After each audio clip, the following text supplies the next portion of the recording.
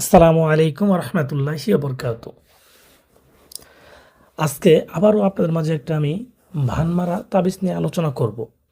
তো ভিউয়ার্স, আজকে যে তাবিজটা নিয়ে আলোচনা করব এটা একটা কুফুরি তাবিজ, মানুষকে ক্ষতি করা কুফুরি তাবিজ। আসলে কুফুরি তাবিজের মধ্যে অনেক ভাগ আছে। কিছু কুফুরি আছে যেগুলো ভালো কাজের জন্য, কিছু কুফুরি আছে খারাপ কাজের জন্য। কিন্তু কুফুরি কিন্তু কুফুরি, এটা দিয়ে ভালো কাজ করেন আর খারাপ কাজ করেন। কুফুরি করলে কিন্তু ওই যতটুকু গুনাহ হওয়ার কথা ততটুকুই হবে। তো যারা কুফরি করবেন অবশ্যই নিজে বুঝে শুনে করবেন। যারা কুফরি করেন তারাই করবেন, আর যারা আসলে করেন না তারা এগুলা করার ট্রাই করবেন না, কারণ এগুলো খুবই ভয়ঙ্কর জিনিস এবং এগুলো সাইড ইফেক্ট আছে। তো যাই হোক, আমার যতটুকু বলার সতর্ক করা আমি করে দিলাম। তারপরে যার দরকার সে অবশ্যই করবে। তো যাই হোক, কথা বাড়াই না, মূল কথায় আসি। যারা মানুষকে ভান মারতে চান, মানে প্যারালাইসিস করতে চান বা অন্ধ করতে চান, পাগল করতে চান, এরকম কোনো ক্ষতি করতে চান, তারা এগুলো ট্রাই করতে পারেন।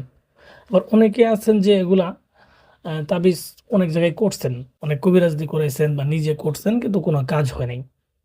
তো তাদের ক্ষেত্রে বলবো, আপনাদের জন্য এই তাবিজটা খুবই গুরুত্বপূর্ণ একটা তাবিজ।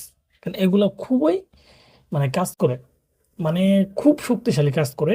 আপনি যদি অন্য একটা তাবিজ করে বারবার ব্যর্থ হন, তো আশা করি এই তাবিজটা করলে এত ব্যর্থ হতে হবে না। আপনি যদি নতুন হন তাহলে একবার করবেন, না হলে দুইবার করবেন। আর যাদের করা অভ্যেস আছে, বিশেষ করে একটু টুকটাক কবিরাজি পারেন, তারা জাস্ট একবার করবেন এই কাজটা। একবার করবেন, আমি যেই নিয়মে বলে দেবো তারা একবার করবেন। হ্যাঁ, তারপর দেখবেন আপনার কাঙ্ক্ষিত শত্রুর জন্য যে ক্ষতিটা আপনি চাচ্ছেন সেটা 100% হয়ে যাবে। 100% হয়ে যাবে। কারণ হচ্ছে এটা একটা পরীক্ষিত তাবিজ, একদম 100% পরীক্ষিত। কারণ এটা এর পূর্বে এই তাবিজটাতে কাজ করা হয়েছে এবং এগুলো পরীক্ষা করা হয়েছে, এটা দিয়ে কাজ হোক। হ্যাঁ, এর জন্য এটাকে আমরা পরীক্ষিত বলি। তো ভিউয়ার্স, যারা করতে চান তারা কিভাবে করবেন আমি নিয়মটা বলে দিব।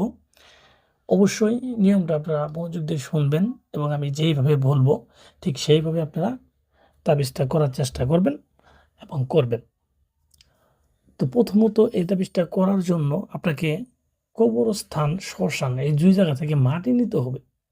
মাটি নেওয়ার পর একটা মূর্তি বানাবেন। মূর্তি বানানোর একটা শর্ত আছে, শর্তটা হচ্ছে আপনি যাকে এই ভানটা মারবেন তার স্বরূপ মনে করি আপনি মূর্তিটা বানাবেন।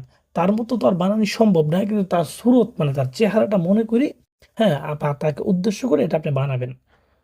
হ্যাঁ, বানানোর পরে তারপরে এই তাবিজটা আপনি লিখবেন। তাবিজটা লিখবেন একটা সাদা কাপড়ের মধ্যে, নতুন সাদা পাতলা কাপড়ের মধ্যে তাবিজটা লিখে নেবেন। তাবিজটা লিখবেন, তাবিজটা লিখবেন কি দিয়ে?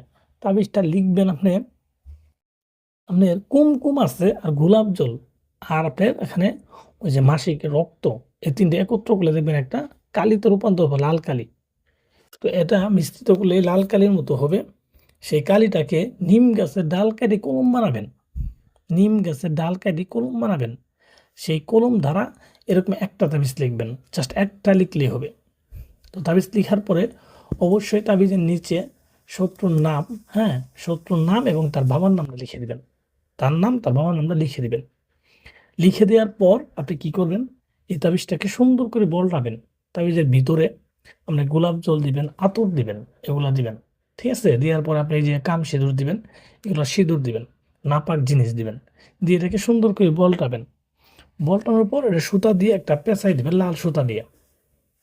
পেঁচানোর পর এটাকে আপনি করবেন, এই পুতুলটার ভিতরে পেট ফালটা করি, পেটের ওখানে, পুতুলের পেটের ওখানে ফালটা করি এই তাবিজটা ভিতরে ঢুকাই দিবেন। সাথে একটা কড়ি দিবেন, একটা কড়ি। তো এই কড়িটা দিয়ে ভিতরে আটকায় দিবেন। দেওয়ার পরে এরকম লাল কাপড় দিয়ে তাবিজটাকে পেঁচাবেন, লাল কাপড় দিয়ে। পেঁচানোর পর এটাকে সুন্দরভাবে বেঁধে নেবেন, যেন পড়ে না যা। ঠিক আছে, লাশের মতো করে বেঁধে নেবেন। বেঁধে নেওয়ার পর আপনি এটাকে বেঁধে নেওয়ার পর এটাকে নিয়ে যে কোনো শ্মশানে বা কবরস্থানে পাশে এটা ঘিরে দিবেন। শ্মশান বা কবরস্থানের পাশে এটা ঘিরে দেবেন, 1 হাত পরিমাণ গর্ত করে ঘিরে দেবেন, যেন কেউ না দেখে। দেখলে কিন্তু ঝামেলা হয়ে যাবে, কেউ যদি দেখে চুরি করে রাত্রেবেলায় করে গেঁথে দেবেন। দেওয়ার পর আপনি সোজা বাড়িতে চলে আসবেন এবং মাত্র 3টা দিন অপেক্ষা করবেন। 3 দিনের মধ্যে 100% রেজাল্ট হবে। 100%। আর এটা পরীক্ষিত। 100% পরীক্ষিত এটা রেজাল্ট হবে। আপনি করেই দেখেন। তো ভিউয়ার্স ভালো থাকবেন। অবশ্যই আমার পাশে থাকবেন। আসসালামু আলাইকুম।